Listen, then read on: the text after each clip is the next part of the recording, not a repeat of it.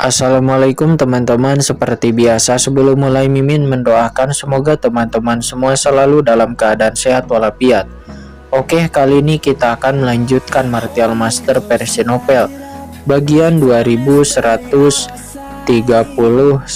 Bagi yang baru bergabung, selamat bergabung, dan bagi yang belum subscribe dulu lah agar Mimin tambah semangat lagi nih bikin videonya. Oke, kalau sudah kita langsung masuk ke isi ceritanya. Yang organisasi naga hitam itu dan boom. Napas yang menakutkan ditekan itu keluar bergetar selamanya. Seluruh kota Nanyuan seketika mengeluarkan suara berderak yang keras. Dan sungai hitam niat membunuh yang melonjak. Dari Kincen juga itu nampak melonjak dengan hebat, seperti tsunami yang mendekat. Napas ini membuat semua orang yang hadir merasa tercekik tanpa henti.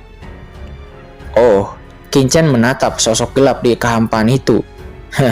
Kamu hanya tiruan proyeksi. Saya tidak tahu bagaimana cara menghukumnya. Dengan berat, hanya proyeksi klon. Berani sombong di sini, kata Kincen. Ada suara dingin yang terdengar dari Kincen dengan acuh tak acuh, dan dia memandang dengan jijik ke arah sang nenek moyang organisasi naga hitam tersebut. Menurut Raja Tianbei, nenek moyang organisasi naga hitam dan pemimpin kerajaan Yong sekarang berada di reruntuhan para dewa. Dan apa yang muncul di hadapannya sekarang itu tidak lebih dari proyeksi klon yang berada di markas besar organisasi naga hitam. Sungguh nada yang besar untuk menghukum mereka dengan berat dan tidak memberi mereka pujian. Kincen ini. Dalam sekejap ada hembusan-hembusan udara dingin yang mengejutkan di mana-mana di lapangan. Semua orang memandang Kincen dengan tidak percaya. Bahkan Yuxin dan Sueli nampak tercengang. Kepala mereka berdebar kencang seperti tersambar petir. Hanya tiruan yang diproyeksikan dari nenek moyang organisasi naga hitam. Namun bisakah itu dikatakan dengan begitu mudah? Saat ini Saroye di samping Kincen juga gemetar dan sisik di tubuhnya hampir berdiri dan dia buru-buru mengirim pesan. Tuan, bagaimana Anda tahu bahwa leluhur organisasi naga hitam ini hanyalah tiruan proyeksi saja? Kata Saroye, meskipun itu adalah klon proyeksi, itu benar-benar mustahil. Jangan ceroboh. Dia adalah seorang ahli kaisar dewa yang kuat. Saroye menjadi cemas sehingga dia berkeringat dingin. Seorang kaisar dewa itu adalah makhluk tertinggi di seluruh lautan kosmik. Sosok seperti itu dapat membalikan awan dan hujan, menutupi langit dengan satu telapak tangan. Bahkan seorang kaisar dewa yang lemah pun akan menjadi pusat perhatian di seluruh lautan kosmik dan dapat menciptakan kerajaan dewa yang tak tertandingi. Sebuah kerajaan, belum lagi di laut semesta selatan ini. Nenek moyang naga hitam dan pemimpin kerajaan Yong itu adalah surga bagi semua praktisi. Dan banyak praktisi yang harus mengandalkan napas mereka untuk bisa bertahan hidup. Namun apa yang dikatakan Kincen sebelumnya benar-benar tidak sopan. Saat ini pada mata sosok gelap itu nampak dingin dan ada api hantu tak berujung yang menyala di dalam pupil matanya. Itu memancarkan kemarahan yang menyayat hati. Di tingkat Kaisar Agung tidak ada yang pernah berani berbicara dengannya seperti ini selama bertahun-tahun. Tapi saat ini dia hanya menatap Saroye dengan dingin. Jika kamu ingin mati, lakukan saja. Sang nenek moyang organisasi naga hitam itu tergantung di langit dan dia melihat pemenangan ini dengan acuh tak acuh. Dia tidak percaya bahwa Kincen berani melakukan sesuatu di depannya. Seorang anak muda, terutama mereka yang memiliki latar belakang, seringkali berpenampilan sangat arogan di kota Nanyuan yang luas. Saat ini sungai hitam tak berujung dengan niat membunuh mengalir perlahan. Saat ini di seluruh kota semua orang menjadi sunyi. Mereka hanya memandang Kincen dan juga leluhur nenek moyang organisasi naga hitam dengan ketakutan dan gemetar. Berdoa agar keduanya tidak berkonflik, terutama di antara kerumunan. Sage Agung Siulah yang paling gemetar dan gelisah di dalam hatinya. Oh, Kincen berkata dengan tenang dengan mata dingin dan tiba-tiba meraih kepala Sage Agung Siu dengan telapak tangan. Tidak. Sage Agung Siu gemetar, dia tahu ada sesuatu yang salah. Dia ketakutan dan buru-buru ingin melawan. Tapi niat membunuh yang mengerikan langsung masuk ke dalam pikirannya. lautan niat membunuh yang tak berujung dan menakutkan datang ke arahnya. Sebelum dia bisa bereaksi, jiwanya langsung ditangkap oleh Qin dan langsung diserap ke dalam dunia kacau di dalam tubuh Qin, membuatnya hampir tidak berdaya untuk bisa melawan, dan ledakan aura Kaisar Dewa setengah langkah yang menakutkan dimusnahkan dan tubuh Kaisar Agung yang telah kehilangan jiwanya mulai runtuh di tempat. Hanya itu, kata Qin. Dia mengangkat tangannya. Tubuh dewa setengah langkah, tubuh Kaisar Dewa setengah langkah yang besar dari Sage Agung Yilong langsung terlempar ke arah Saroye. Hentikan, jangan. Saroye sangat cemas. Pada awalnya dia ingin menasehati Qin, akan tetapi saat ia melihat tubuh setengah langkah Kaisar Dewa yang sangat menggoda terlempar ke arahnya, Saroye tidak dapat menahan godaan tersebut. Saroye tanpa sadar membuka mulutnya dan langsung menelan tubuh setengah langkah Kaisar Dewa milik Sage Agung Xiu ke dalam perutnya. Aku menelan Sage Agung Xiu ini. Mata Saroye seketika membelalak dan dia tampak bingung. Dia segera menyadarinya dan buru-buru mengirim pesan suara kepada Qin. Tuan! Namun sayangnya dia sangat cemas dan tidak toleran dan dia tidak lagi tahu harus berkata apa. Dan seketika adegan tersebut pun mengejutkan hati Sueli, Yu Xin, dan juga orang-orang kuat berkuasa lainnya yang ada di seluruh kota Nanyuan. Pada saat ini di atas langit yang luas, ekspresi nenek moyang organisasi naga hitam tiba-tiba berubah menjadi sangat marah. Anak laki-laki di depannya benar-benar membunuh Sage Agung Xiu di depan matanya sendiri. Ayo, biarkan Kaisar ini melihat bagaimana dia mencari kematian. Qin menatap sosok gelap itu dengan mata acuh tak acuh. Sudah berakhir. Pada saat ini di kejauhan, hati Sueli dan Yu Xin gemetar menunjukkan keputusasaan. Yang mulia, Anda terlalu ceroboh. Saat ini di seluruh lautan kosmik, para praktisi teratas tingkat Kaisar Dewa sama sekali itu tidak dapat disentuh.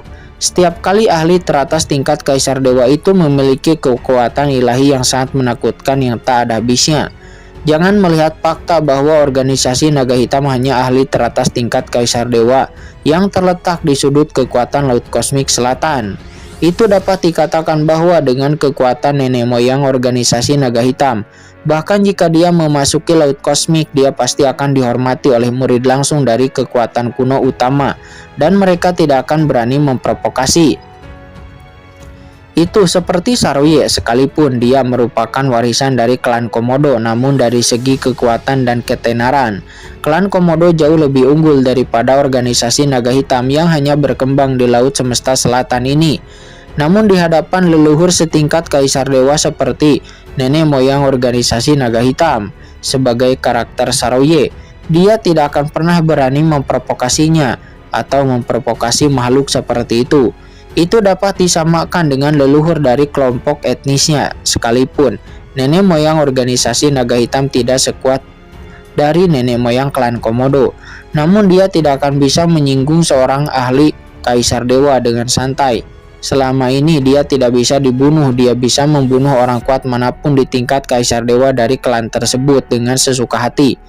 Seorang Kaisar Dewa itu sangat sulit sekali dibunuh jika ada kekuatan yang menyinggung seorang praktisi Kaisar Dewa, maka itu akan menjadi bencana. Lalu, siapa yang berani bermain-main? Terlebih lagi, para ahli teratas tingkat Kaisar Dewa umumnya memiliki pemahaman yang sangat dalam di Laut Kosmik, yaitu mereka tidak akan dengan mudah berpartisipasi dalam konfrontasi antara kekuatan tingkat rendah. Dan mereka tidak dapat secara terbuka mencaplok kekuatan tingkat rendah di sekitarnya. Lagi pula tidak ada batasan tertentu.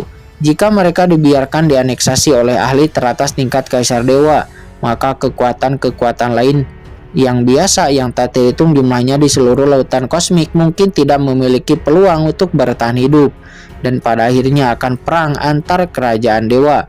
Oleh karena itu, menurut pemahaman diam-diam yang tidak terlihat di lautan alam semesta, sebenarnya seorang Kaisar Dewa tidak dapat secara sewenang-wenang membunuh orang-orang kuat di ranah Kaisar Agung tanpa alasan yang cukup.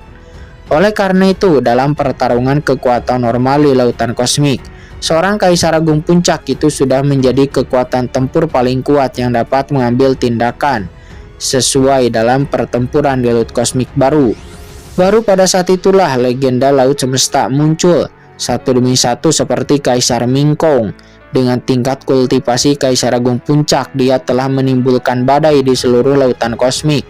Tapi sekarang Qin-Chen benar-benar membunuh anak buah dari seorang Kaisar Dewa di depan matanya sendiri. Dan sebenarnya ini sudah memberi alasan kepada pihak lain untuk dapat mengambil tindakan penuh. Sudah berakhir, sekarang kita dalam masalah, kata Sueli. Dia dan Yuxin tidak bisa menahan gemetar di dalam hati mereka. Nenek moyang organisasi naga hitam nampak sangat marah. Kecuali nenek moyang dari Papilun Abadi atau nenek moyang dari Tian Weitian yang datang sendiri, maka tidak akan ada yang bisa menanggung tanggung jawab ini. Saat ini para ahli teratas tingkat Kaisar Dewa jelas tidak mungkin bagi nenek moyang Papilun Abadi ataupun nenek moyang dari Tian Weitian untuk datang sekarang. Jadi satu-satunya yang bisa turun tangan itu adalah nenek moyang dari klan Komodo. Apalagi Saroye juga pasti memiliki tanda Kaisar Dewa peninggalan nenek moyang klan Komodo di tubuhnya. Jika tidak, jarak klan Komodo begitu jauh sehingga nenek moyang klan Komodo ingin melintasinya hanya dengan pikirannya. Dia telah tiba di sini dan itu mungkin dapat menghentikan nenek moyang dari organisasi naga hitam. Tapi juga bukanlah tugas yang mudah. Tuan, ini mengerikan, gumam Saroye. Meskipun leluhurku telah membantuku sebelumnya, tapi tidak ada tanda yang ditinggalkan leluhurku pada tubuhku, kecuali jika leluhur organisasi naga hitam ini menjadi orang pertama yang ingin membunuhku. Namun sebelum aku meninggoy, maka kemungkinan besar warisan jiwa dan darah garis keturunanku dapat mengingatkan leluhurku untuk datang ke sini. Akan tetapi aku tidak dapat mengambil inisiatif untuk memanggil leluhur, kata Saroye. Dia mencerna Sage Agung Siu sambil dengan cemas mengirimkan pesan suara kepada Qin-Chen.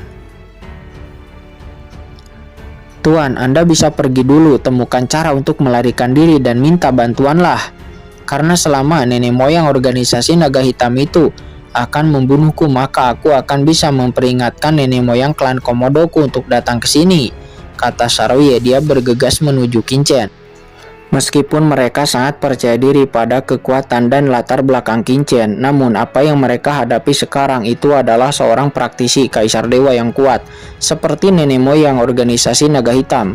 Bahkan klon pun itu jelas bukan sesuatu yang bisa dilawan oleh ahli teratas tingkat Kaisar Agung, karena ada kesenjangan yang tidak dapat diatasi antara ranah Kaisar Dewa dan ranah Kaisar Agung.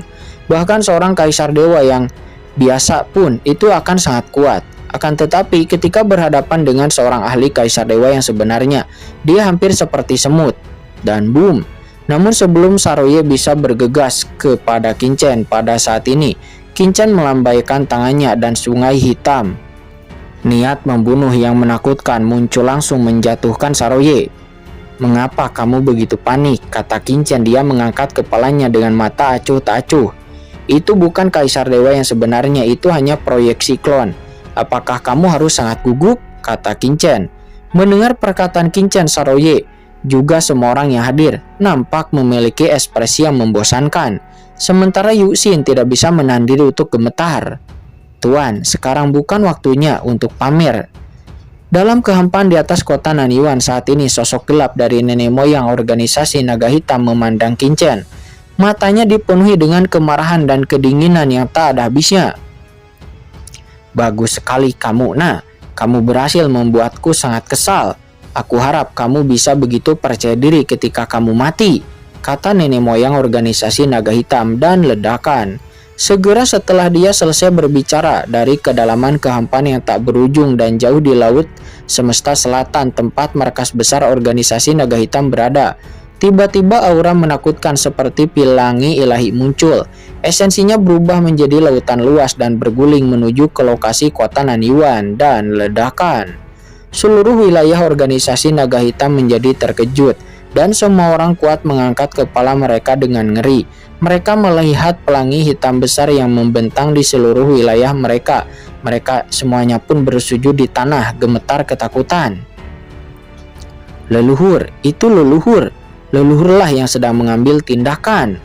Banyak praktisi dari organisasi naga hitam yang langsung merasa ngeri. Mereka berlutut di tanah dan berdoa terus-menerus, merasa tercekik tanpa henti. Kerajaan Yong dan kekuatan lain di Laut Semesta Selatan yang berada saat ini. Di sana, di kerajaan Yong, banyak sosok muncul satu demi satu, dan mereka semua gemetar di saat menyaksikan pelangi ilahi hitam panjang melewati langit di atas alam semesta selatan, dan itu menghilang. Mereka tahu bahwa itu adalah nenek moyang dari organisasi naga hitam. Tapi mengapa orang ini bertindak? Melihat awan hitam itu menerjang ke arah kota Nanyuan berada, mereka semua menyadari pasti ada sesuatu yang besar yang telah terjadi di kota Nanyuan. Apakah itu karena kematian dari Sage Agung Yilong? Tapi bukankah ini sudah berakhir? Pada saat ini banyak orang kuat yang menjadi terkejut dan gemetar di dalam hati mereka. Sesuatu yang mampu membuat sang nenek moyang organisasi naga hitam mengambil tindakan secara langsung. Itu jelas merupakan masalah yang sangat besar, dan pasti itu akan mempengaruhi pola seluruh Laut Semesta Selatan. Cepat, bergerak cepat, dan cari tahu apa yang terjadi di kota Nanyuan. Sebuah raungan terdengar satu demi satu. Raungan-raungan itu gemetar karena cemas. Pada saat ini di langit berbintang antara kerajaan Yong dan kota Nanyuan. Terlihat Raja Tianbei dengan cepat menuju ke kota Nanyuan dengan pasukan Shen Wei miliknya.